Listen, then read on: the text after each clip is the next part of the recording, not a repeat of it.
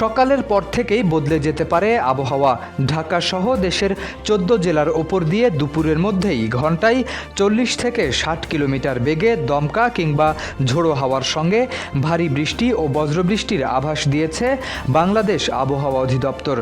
আবহাওয়া অধিদপ্তরের ঝড় সতর্কীকরণ কেন্দ্র শুক্রবার সকাল ৫টায় দেশের অভ্যন্তরীণ নদীবন্দরগুলোর জন্য প্রকাশিত পূর্বাভাসে এই তথ্য জানায়।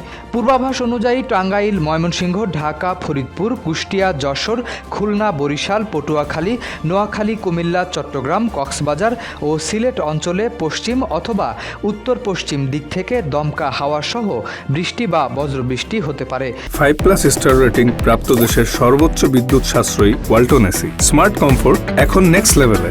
এমন পরিস্থিতিতে সংশ্লিষ্ট এলাকার নদীবন্দরগুলোকে সতর্ক থাকতে বলা হয়েছে। আবহাওয়া অধিদপ্তর এসব নদীবন্দরকে ৩ নম্বর সতর্ক সংকেত দেখাতে নির্দেশ দিয়েছে।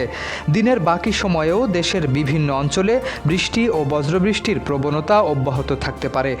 তাই প্রয়োজন ছাড়া খোলা জায়গায় অবস্থান না করা এবং নৌযান চলাচলে সতর্ক থাকার পরামর্শ দিয়েছে আবহাওয়া অধিদপ্তর।